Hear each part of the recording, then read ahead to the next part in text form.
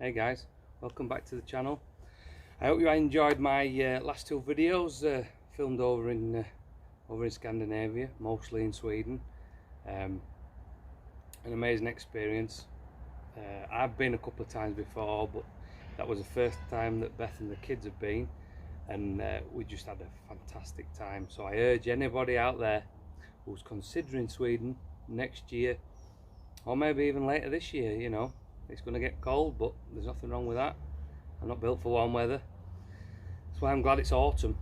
But no, if you're thinking of Sweden, you got to give it a go. It's just the most amazing place, and they're just the most beautiful, giving, open, genuine people you could ever meet.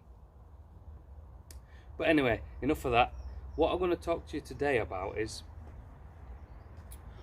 while I was over in Sweden, my Vettelings Hudson Bay axe took a little bit of a dink. Now, I don't use splitting collars, and I could probably sand that out or carve it and sand it out. But what I thought I'd do instead is use this opportunity to show you guys how to rehaft an axe. It's really simple, it's not as complicated as you think, and it is something you could do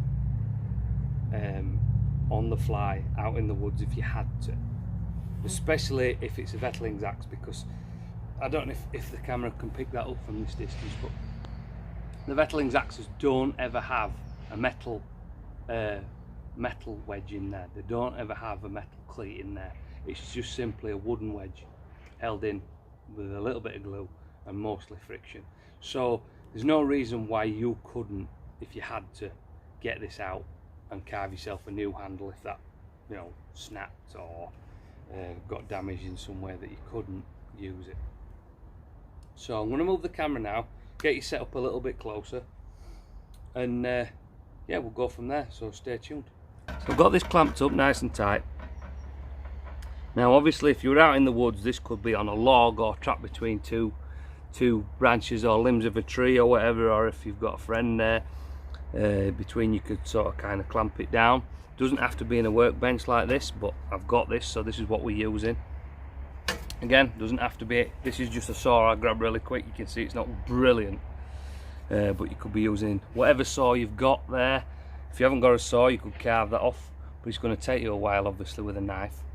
But all you want to be doing is come fairly close to the head. Not too close that you're going to catch the metalwork, but there we go.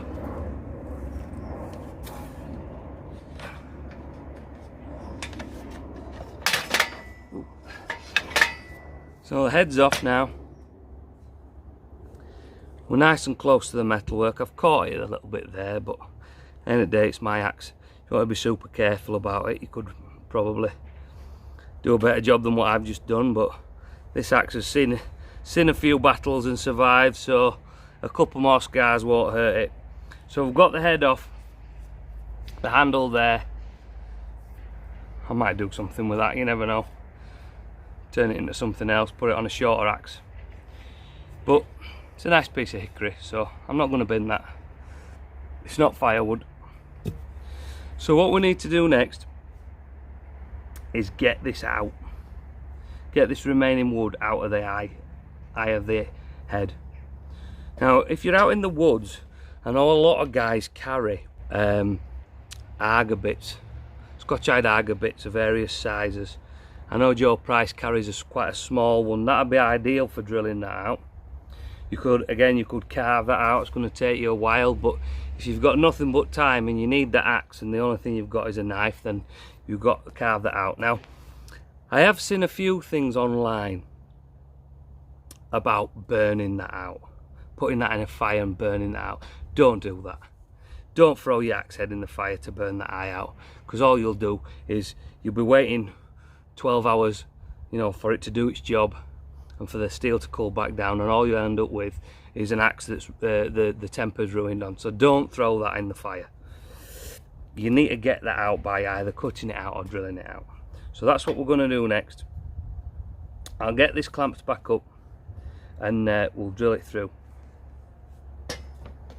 So I've got my trusty Bushcraft Makita and probably what's about a 7mm drill bit, and what you want to do really is kind of drill the wedge out and remove as much material as you can.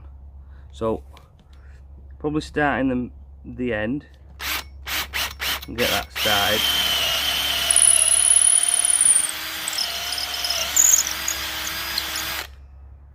Just work your way across.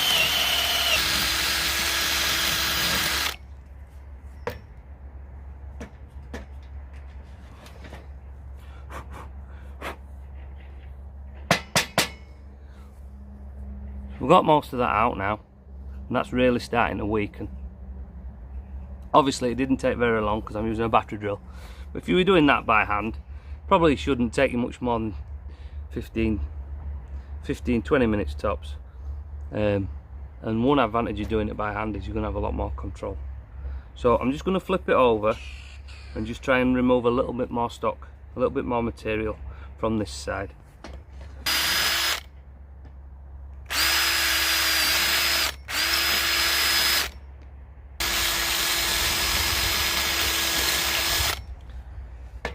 Now what I'm trying to do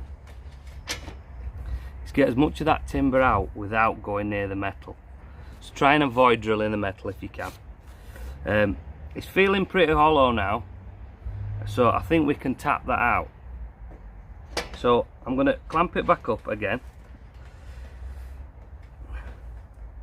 Now one little thing I will say to you is if you're doing this at home, just mask this blade off. Two reasons. Firstly, if your axes are like my axe, it's bloody sharp, so you know, one slip and that's finger territory. And the other reason is if you're clamping this up and it slips for whatever reason, you don't want to be damaging that nice edge that you've spent hours honing. So yeah, just be safety conscious, guys, and get that blade masked off. Now what you need to do is get yourself either a wooden batten or a mallet like this one, or a sledgehammer, or whatever you've got really. If you're out in wood, it's going to be a log, and just start to give that a tap, and you'll see quite quickly that that's already collapsing. And then just cut yourself a timber peg like that fits in there. This one's a little bit big, just 1 second. I'm going to slim that down just so it fits down the eye nicely. You don't have to spend hours crafting that, as long as it's fairly flat. And basically that timber now should just drift out. You should just be able to tap that loose.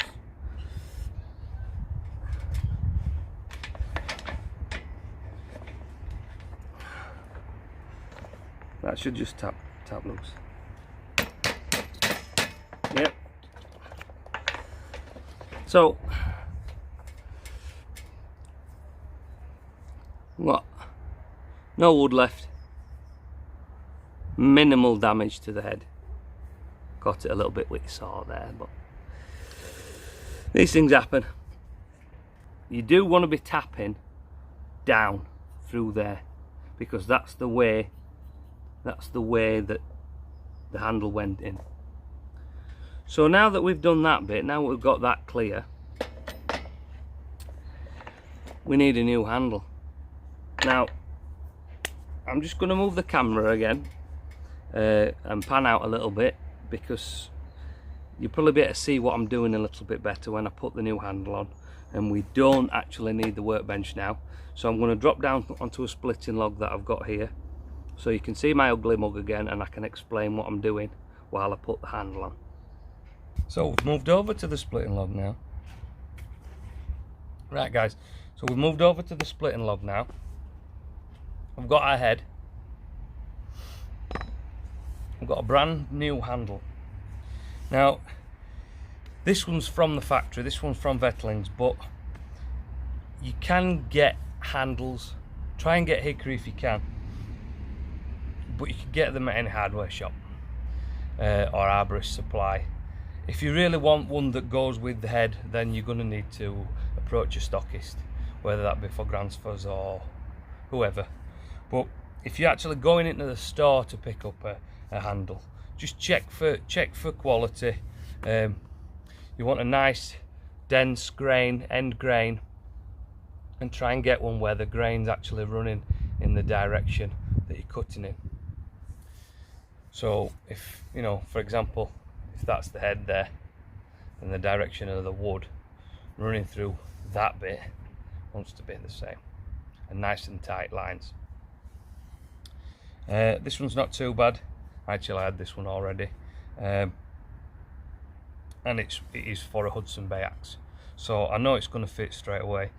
If you're buying an aftermarket one from a hardware shop, you may need to shape that down a little bit, but don't be scared to do that. It's quite a satisfying project when you've done it.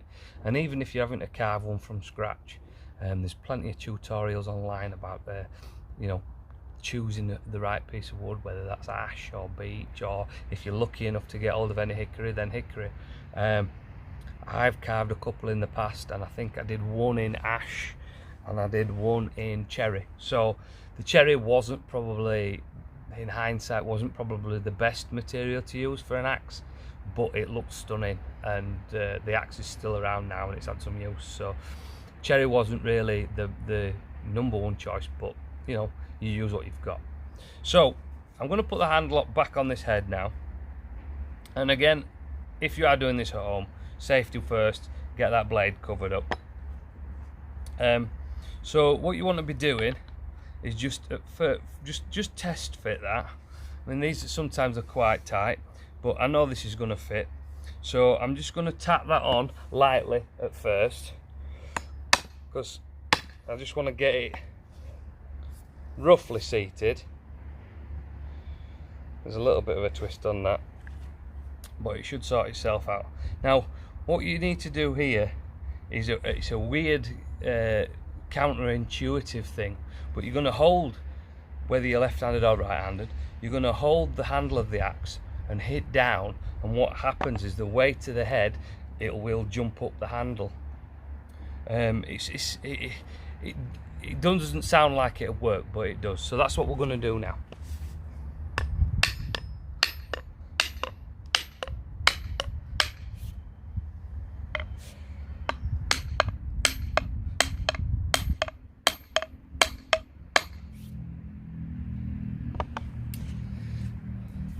So that's it, that's gone on nice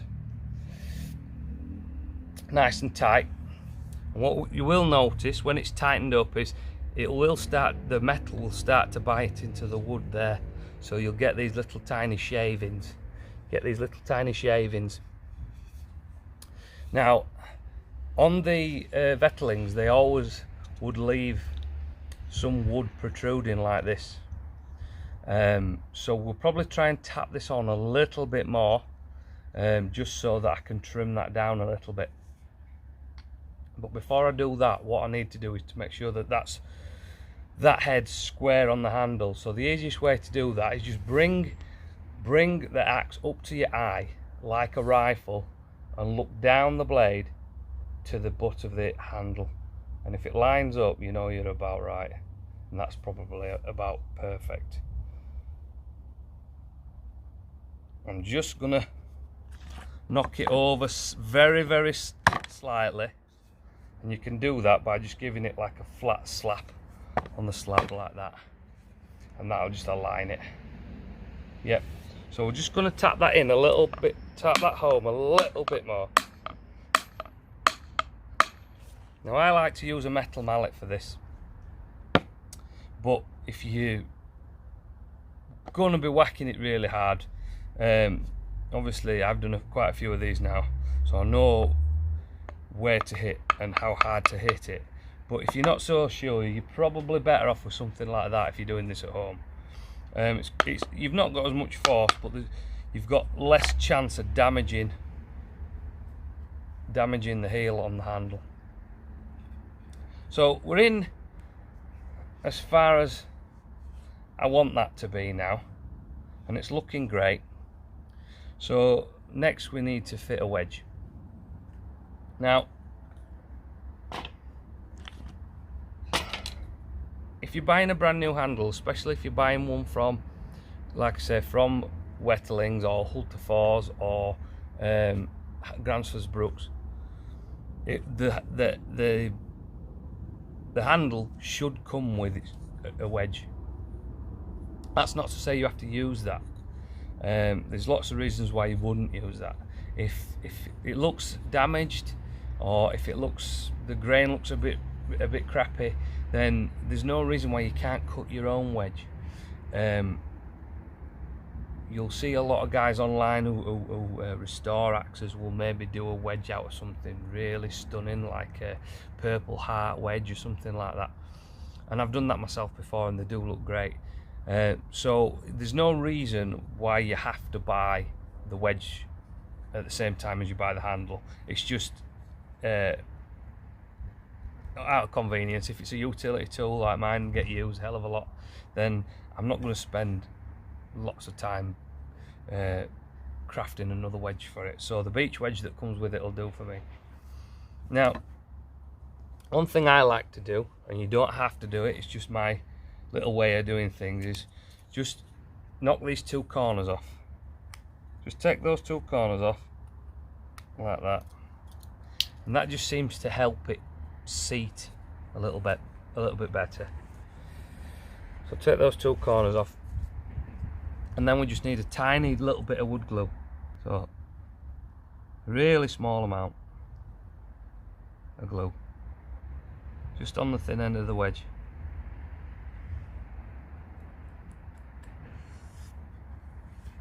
And then what we need to do is just get that started. Now sometimes, I'll just quickly mention this, sometimes that wedge cut will have completely closed up, and the easiest way to open that up again is either use an old chisel or your knife. If you're using your knife, just be careful not to come into contact with that, or you'll wreck your knife. Unless it's a knife you don't care about, or your mate's knife, and then you're good. So we're going to get that seated now, get that started. So just give that a tap, try and keep that level. I'll probably move that over a little bit. That's going in nice. Actually, that might be a little bit big, but we'll see. So once you got that seated, flip it over again the same way as before and drive that wedge in. That's going in nicely. It's a little bit big, this wedge, but that's better than it being too small. Now I can feel by the resistance I'm getting that wedge is pretty close, and it's actually removing stock. It's removing material there, which I can tidy up after. But what you want to be looking for, and I'm hoping the camera's picking this up, is sides of the handle, either side of the cut, are doing that, which is what you want, because that's wedging that wood open, which holds the head in place. So these want to be splayed, not ridiculously splayed, because if you keep driving this in, all that's going to happen is this is going to be forced up against the metal, and it's just going to snap those shoulders off in time. So you can, it's hard to explain, but you'll know what I mean. When that feels like it isn't going any further, have a look and you can see that these side pieces, these shoulders, will be kind of that angle. I don't know if that's picking that up. Right, now once we set that aside to dry, we can cut the rest of that wedge off and just tidy this up. So I'm going to go put the kettle on. So we're back in the workbench, all clamped up, nice and tight. And on this side, I've drawn up where I want to cut to. Now, as I said before, all the Vettelings axes will be slightly proud here. Now there's a reason for that, or a couple of reasons for that. One is that mushroom effect, in effect. The more wood you leave there, the more there is holding that head on, and also it allows for shrinkage. If you cut that wood flush with the steel, and that's a brand new handle, over time that wood will shrink back from the steel and become loose. If you leave, say, 5mm proud, it won't happen as readily, and there's less chance of that head coming loose. So that's the reason behind that, and also that negates the need to use, like I said before, negates the need to use a metal wedge, a metal cleat. So I've been and got a better saw. This is actually a nice finishing saw. It's only a cheap one, but it cuts really well. It's a pull saw. So I'm just gonna follow that pencil line that I've got on this side.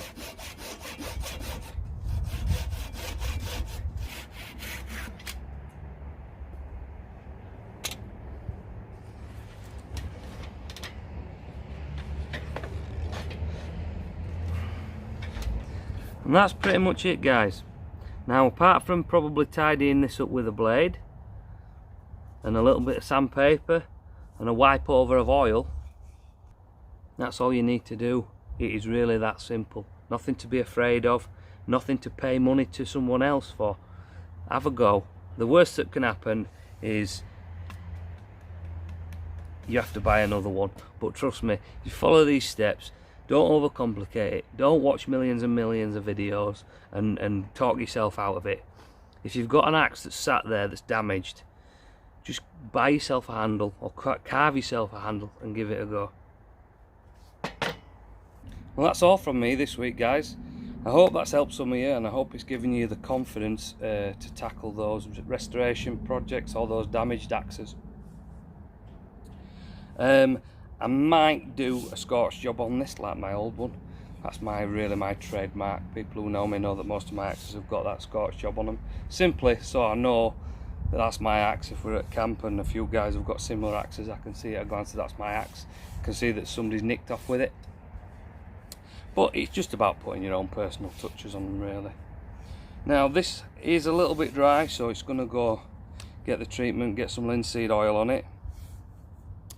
But apart from that, guys, that's it from me. So look after yourselves, look after each other. This is Uncle Beard saying, I'll see you on the next one.